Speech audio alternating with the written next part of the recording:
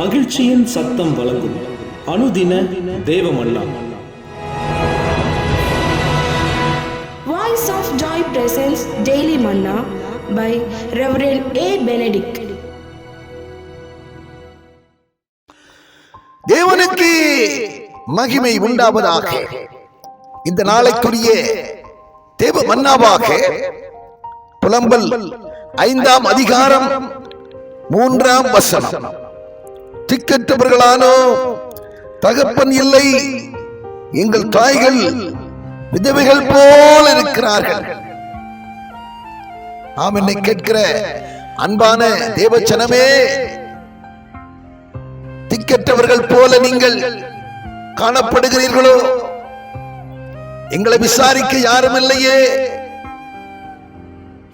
என்னை நடத்த யாரும் இல்லையே, எனக்கு உதவி செய்ய என்னுடைய கதியற்ற நிலையில எனக்கு உதவ யாரும் இல்லையே என்று சொல்லி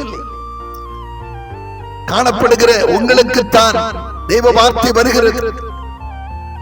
யோவான் 14ஆம் அதிகாரத்திலே 18ஆம் வசனம் சொல்லுகிறது, உங்களை திக்கற்றவர்களாய் விடேன், நான் உங்களிடத்திற்கு வருவேன் என்று வார்த்தை சொல்லுகிறது.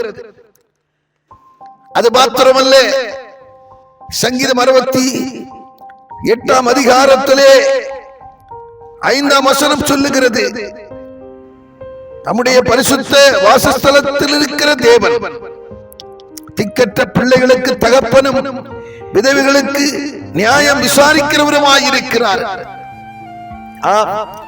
உங்களை விசாரிக்க ஒருவர் இருக்கிறார்.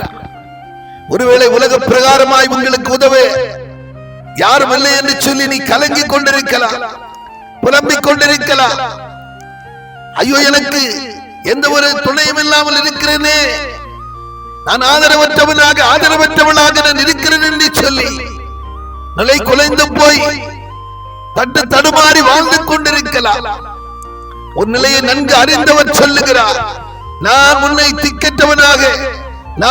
திக்கற்றவனாக விடேன், நான் உன்னிடத்திற்கு வருவேன், உன் நிலையை மாற்றுவேன், உன்னுடைய சூழ்நிலையை மாற்றுவேன், உன் புலம்பலை ஆனந்த களிப்பாக்குவேன் என்று சொல்லி ஆண்டவர் வாக்கு பண்ணுகிறார். கலங்காதிருங்கள், பயப்படாதிருங்கள், நான் உங்கள் கூட இருந்து உங்களை பலப்படுத்தி உங்களுக்கு சகாயம் பண்ணுவேன், உங்களை என் நீதியின் வலது கரத்தினால் தாங்குவேன் என்று சொல்லி ஆண்டவர் நமக்கு வாக்கு பண்ணுகிறபடியால் கலங்க தேவையில்லை. நாம் வீணான சிந்தனைக்கு இடங்கொடாமல் அவரையே உறுதியாய் பற்றிக் கொண்டிருங்கள், அவரையே சார்ந்திருங்கள். அவர் உங்களை ஒருபோதும் கைவிடவே மாட்டார். ஆமென்.